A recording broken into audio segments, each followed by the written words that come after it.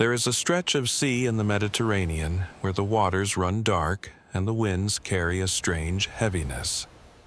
Ancient sailors knew this place. They whispered of it in harbor taverns, their voices dropping low, their hands instinctively reaching for amulets worn smooth by years of desperate prayer. The coastline there is jagged, a chaos of black rocks that rise from the foam like broken teeth. And on those rocks, according to those who survived to tell the tale, sat creatures of impossible beauty. They did not lure men with gold. They did not promise power or glory. They simply opened their mouths and sang. And for that song, for those few moments of transcendent sound, men threw themselves into the sea. They abandoned their ships, their families, their very lives. They swam toward those rocks with smiles on their faces, joy in their eyes, even as their bodies broke against the stone. This is the story of the Sirens. But it is not the story you think you know. We have been taught to see the Sirens as monsters, as femmes fatales of the ancient world, seductresses who use their beauty and their voices to destroy innocent men. But this understanding misses something crucial. It misses the tragedy at the heart of this myth. It misses the question that haunted the Greeks and haunts us still. What is it about the human soul that makes us pursue what we know will destroy us? What void exists within us that only oblivion can fill? The Sirens force us to confront an uncomfortable truth. Those sailors were not victims of deception. They knew exactly what awaited them on those rocks, and they chose it anyway. But to understand the Sirens, we must first travel back to a time before the song, before the rocks, before the piles of bleached bones that ringed their island home.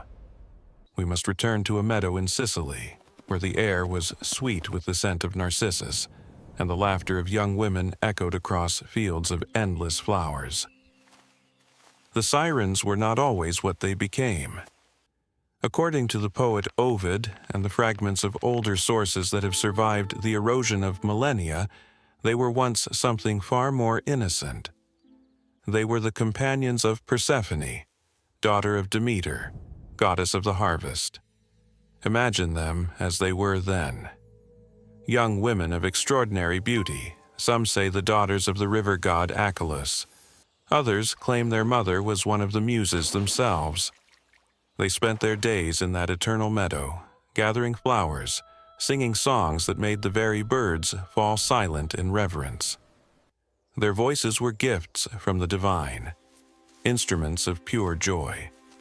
And at the center of their world was Persephone herself, the maiden goddess whose laughter could make springtime bloom in the dead of winter. They loved her. This is important to understand. The bond between the Sirens and Persephone was not one of servitude, but of genuine devotion. They were her friends, her sisters in spirit, bound by something deeper than duty. When Persephone wandered through the meadows, they wandered with her. When she sang, their voices harmonized with hers. Their world was small but perfect, a garden of eternal afternoon where nothing dark could enter. But the gods are not kind to perfection. The gods are not kind to happiness that excludes them. Hades, lord of the underworld, had been watching from below. Through cracks in the earth, through the roots of flowers that grew above his dark kingdom, he had glimpsed Persephone.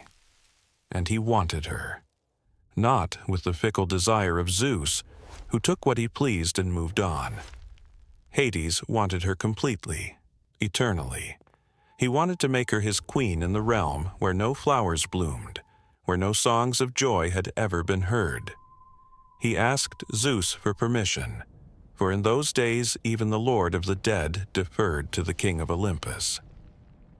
And Zeus, who perhaps saw an opportunity to dispose of a potential rival for mortal worship, who perhaps simply did not care, gave his consent.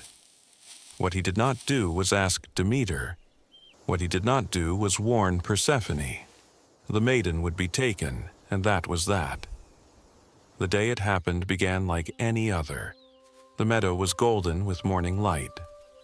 Persephone had wandered ahead, drawn by a narcissus of unusual beauty, its petals white as moonlight, its fragrance intoxicating. The sirens followed at a distance, their songs drifting on the warm air. They saw her reach for the flower. They saw the earth begin to tremble.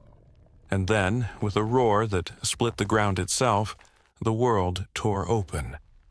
A chasm appeared, black and bottomless, and from it rose a chariot of shadow drawn by horses whose manes were smoke and whose eyes burned with the cold fire of the underworld. Hades himself held the reins. Before Persephone could scream, before her companions could reach her, he had swept her into his arms and down into the darkness. The earth closed above them. The meadow fell silent, and the sirens were left standing where their friend had been, reaching toward empty air, their songs dying in their throats. What happened next varies depending on which ancient source you consult. Some say the sirens searched for Persephone everywhere, crossing land and sea, their grief driving them to the edges of the known world. Others claim they went to the gods and begged for wings so they might search the skies as well. Still others suggest a darker transformation, that their failure to protect their beloved friend earned them divine punishment. But the version that resonates most deeply, the one that explains everything that follows, is this. The sirens were not punished. They were not transformed by angry gods. They chose to become what they became.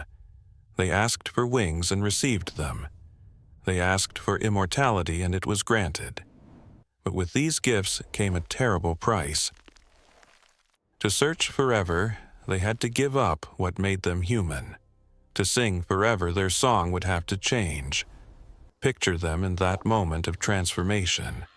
The beautiful maidens whose laughter had once filled Sicilian meadows, whose voices had harmonized with the innocent joy of youth. Watch as feathers burst from their arms, as their bodies twist and reform, as their legs become the talons of birds. Watch as their faces remain unchanged, eternally beautiful, even as everything else about them becomes monstrous. This is the cruelest part. The gods let them keep their faces. The gods let them keep their voices. But what flowed from those voices would never again be songs of joy. From that day forward, the sirens sang only one song. The song of their grief, the song of their loss, the song of everything that had been stolen from them in that meadow on the day the earth swallowed their world. And this is where our understanding of the myth must shift. This is the twist that changes everything. The sirens did not sing to lure sailors to their deaths. They sang because they could not stop singing. Their song was not a weapon but a wound that would not heal. They sat on their rocky island not as predators waiting for prey, but as mourners at an endless funeral. The death they caused was incidental. The bones that piled at their feet were not trophies but tragedies. The sirens were trapped in their grief, and anyone who came close enough to hear was trapped with them. But here is the deeper question, the one the Greeks were really asking. Why did the sailors swim toward certain death? Why, when they heard that song of grief, did they abandon everything? The easy answer is magic. The sirens had supernatural voices that compelled obedience, that overrode reason and self-preservation. But this explanation fails to satisfy. The Greeks were too sophisticated for such simple stories. They embedded psychological truth in their myths, and the truth embedded here cuts to the bone of what it means to be human. The sirens sang of loss. They sang of the unbridgeable gap between what we want and what we have, between who we are and who we wished we could be. They sang of every beautiful thing that has ever been taken from us, every moment of perfection that slipped through our fingers, every love that ended too soon. And the sailors who heard that song recognized something in it. They recognized their own grief. They recognized the void that exists at the center of every human heart. the void we spend our entire lives trying to fill with ambition and pleasure and distraction and love. The Sirens' song did not deceive those men. It showed them the truth. And the truth was so beautiful, so terrifyingly honest, that they would rather die in its presence than return to the comfortable lies of ordinary life. Consider what it would be like to hear such a song. You are a sailor, months from home. You have seen your companions die of sickness and storm. You have buried your youth in the salt spray of 1,000 nautical miles. Your wife may have forgotten you. Your children may have grown up without you. The world you left behind may no longer exist. And then, across the water, you hear a voice. And the voice sings to you of everything you have lost. Not to mock you, not to seduce you, but to acknowledge your pain. To say, yes, this happened to you, and it mattered. To say, yes, the world is broken, and you are broken, and that breaking is the most real thing there is. Would you not swim toward that voice? Would you not prefer one moment of genuine understanding to a lifetime of pretending you are whole? The most famous encounter with the Sirens comes to us from Homer's Odyssey. Odysseus, the man of many wiles, the hero who had survived the Cyclops and the witch Circe and the wrath of Poseidon himself, was warned by Circe of what awaited him. She told him of the meadow where the Sirens sat, the bones of men rotting around them, skin still shriveling on their corpses. She told him that no man who heard their song had ever survived. And then she gave him a choice. He could sail past with his men's ears stopped with wax, deaf to the beauty that would destroy them. Or he could listen. He could have himself bound to the mast, ropes cutting into his flesh, and experience what no living man had experienced and survived. Odysseus chose to listen. Think about what this tells us about him. This was not a man who lacked self-preservation. This was not a man who sought death. This was a man who had spent 10 years fighting to return home, who had lost all his companions, who had stared into the face of gods and monsters and refused to surrender.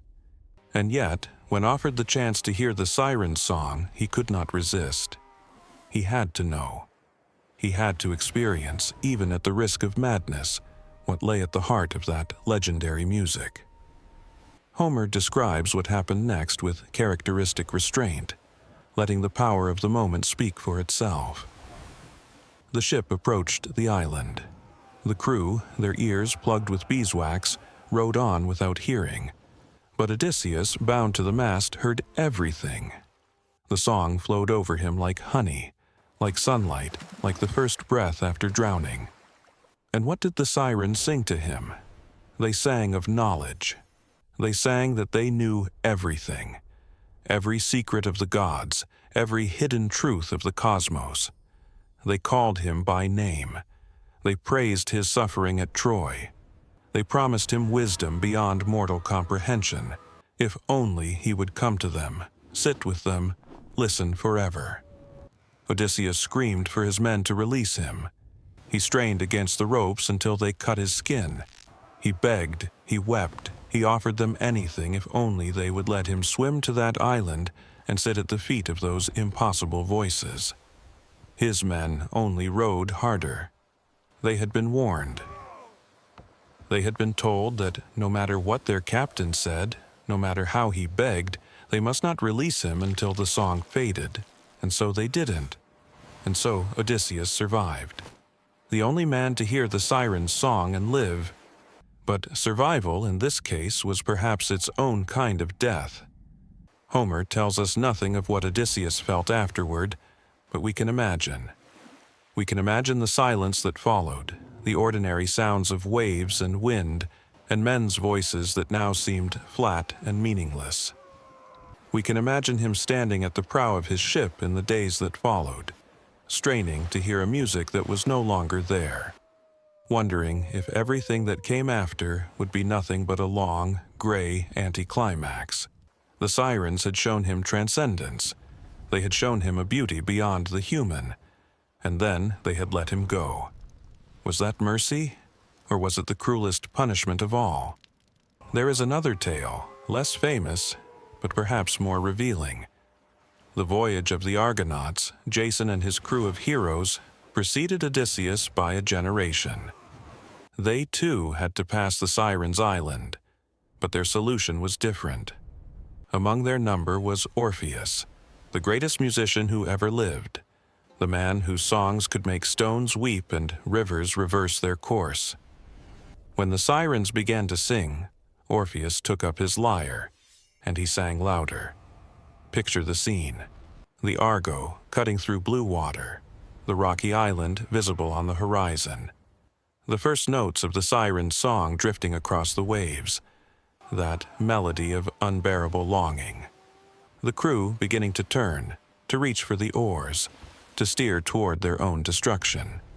And then Orpheus, standing at the prow, his fingers finding the strings, his voice rising to meet the challenge.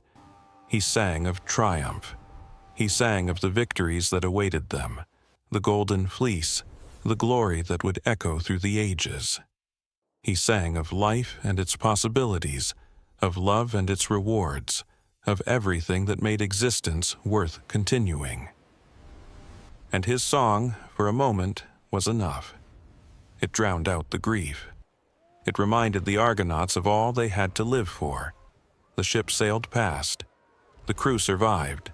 The Sirens were left behind, their voices fading into the eternal afternoon. But there is a detail in this story that often goes unnoticed. One man heard both songs. One man was not fully swayed by Orpheus's counter-melody. His name was Butes, and according to the ancient sources, he leaped from the ship and swam toward the Sirens despite everything. He alone, among all the Argonauts, chose the song of grief over the song of hope. Aphrodite herself had to intervene, scooping him from the waves and carrying him to safety in Sicily. What are we to make of Butes? Was he weaker than his companions, or was he simply more honest? Perhaps he understood something the others refused to acknowledge: that Orpheus's song, for all its beauty, was also a lie. That triumph fades and glory turns to dust. That, in the end, the Sirens' grief is the only truly eternal song. The myths tell us what happened to the Sirens eventually, and here the tragedy reaches its final act. There was a prophecy, as there always is in Greek mythology, that the Sirens would die when a ship passed them and its crew did not succumb. Some say this meant Odysseus. That, when the man bound to the mast failed to reach them, failed to become another pile of bones at their feet, something in the Sirens broke. Their purpose, such as it was, had been denied. And without purpose, even immortals cannot survive. Other versions claim it was the Argonauts who sealed their fate, that Orpheus's song represented a defeat so complete that the Sirens threw themselves into the sea from shame. Either way, the result was the same. The creatures who had sung of death for so long finally embraced it themselves. Their bodies washed ashore at different points along the Italian coast. Temples were built over their remains. Sailors who had once feared them now prayed to them, burning incense over graves that held only bones and feathers and a silence where music once had been. But the Sirens' influence did not end with their deaths. Their image, their song, their terrible beauty echoed through the centuries. The Romans adopted them. The medieval Christians transformed them into demons of temptation, watery succubi who lured good men away from God. The Renaissance painters gave them back their beauty, draping them across rocks in oils that gleamed with sensuality and danger. And still today we cannot escape them. They appear in our films, our novels, our songs. The word siren itself has become synonymous with irresistible temptation, with the thing we know will destroy us but pursue anyway. We speak of the siren song of addiction, of fame, of destructive love. We recognize, even now, the truth the Greeks embedded in this ancient story. In popular culture, the Sirens continue their haunting work. The video game Hades gives them new voice, new dimension. The film O Brother, Where Art Thou? Reimagines their seduction in a Southern Gothic key. Beautiful women washing clothes in a river, their voices carrying across Depression-era America with the same fatal sweetness. Every femme fatale in every noir film owes something to those feathered figures on their Mediterranean rock. Every story about the thing we cannot resist, the vice we cannot abandon, the love that consumes us even as it burns, carries the echo of that original song. But perhaps the most profound modern interpretation comes from understanding the sirens not as external temptations, but as aspects of ourselves. The psychologists might call them the death drive, that impulse Freud identified, the strange pull toward dissolution that exists alongside our will to survive. Why do we drink too much, love the wrong people, return to situations we know will hurt us? Why, when we hear the voice of our own worst impulses, do we sometimes swim toward it with the same joy those ancient sailors showed? The sirens are not out there on some rocky island. They are within us. Their song is our own grief, our own longing, our own secret exhaustion with the effort of staying alive. And every day we must choose whether to stop our ears with wax, to bind ourselves to the mast, or to leap into the waves. The Greeks understood something about mortality that we often try to forget. They understood that to be human is to be half in love with our own ending. We build civilizations and paint masterpieces and raise children who will remember us. But underneath all that noise, there is a quieter voice. The voice that whispers of rest. The voice that promises an end to struggle. The voice that asks with the gentleness of a mother singing a lullaby whether we might not simply stop. Close our eyes. Let the current take us. The sirens gave that voice a form, a face, a song. They made visible the invisible struggle that defines our species. And in doing so, they forced us to confront a question that has no easy answer. Is it nobler to resist the sirens or to surrender to them? The myths seem to celebrate Odysseus for his cleverness, for his survival. But survival is not the same as victory. Odysseus went home to Ithaca, yes. He reclaimed his throne and his wife and his son. But the ancient sources tell us he could not stay. Something had been broken in him, some restlessness that drove him back to the sea again and again. Dante imagines him sailing west beyond the Pillars of Hercules, seeking something he could not name, until the waves closed over him at last. Perhaps the siren's song had planted a seed. Perhaps, having heard transcendence, he could never again be satisfied with ordinary life. There is a poem by Rainer Maria Rilke, written millennia after the last siren threw herself into the sea, that captures something essential about this myth.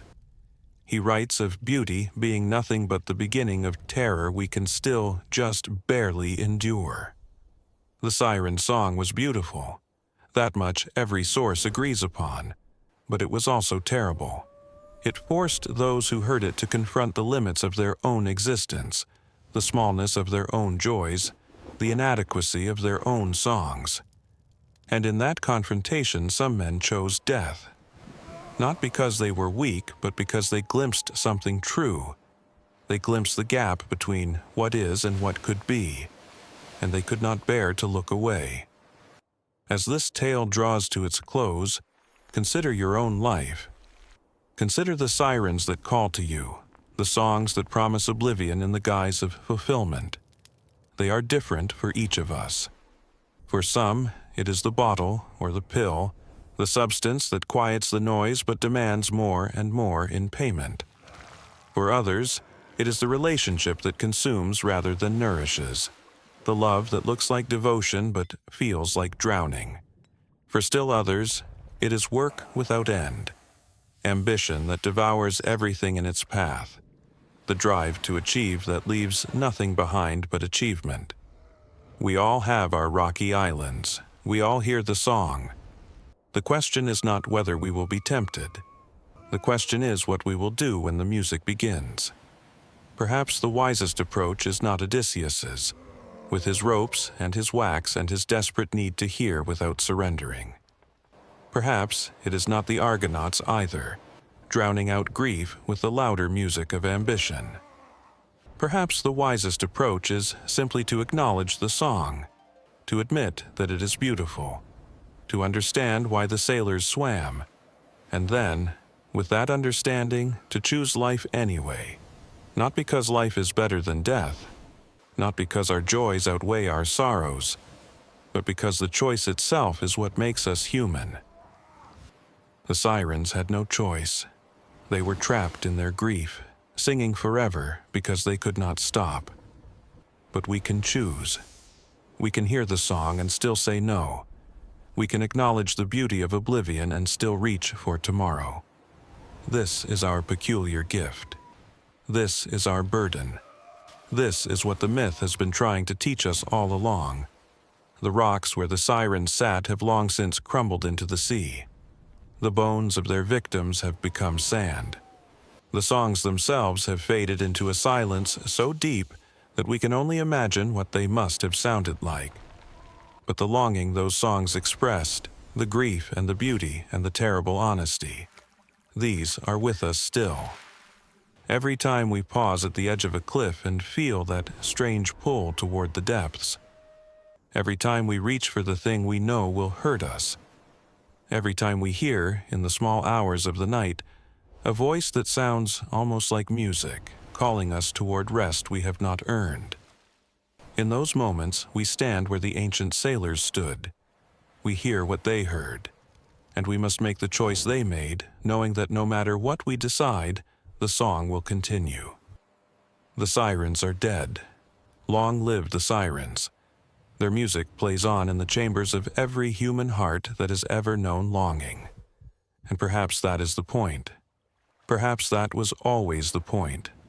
We are not meant to escape the song. We are meant to learn to live with it, to let it move us without drowning us, to hear the truth it speaks and still find reasons to go on. The sailors who died on those rocks were not fools. They were honest. But there is another kind of honesty, harder to achieve but ultimately more useful. The honesty that says, yes, I hear you. Yes, I understand. But not today, not yet. Let the song play. Let the waves crash against your small boat. And keep rowing toward a shore you may never reach, simply because the rowing itself is enough. Simply because the refusal to surrender is its own kind of music. This is what the Sirens taught us, though they never meant to teach it. This is the gift hidden in the curse. We are small. We are mortal. We are drawn to our own destruction, but we are also capable of choice. And in the space between hearing and swimming, between knowing and surrendering, we find something the Sirens themselves could never possess. We find freedom. And perhaps, in the end, that freedom is the only song worth singing.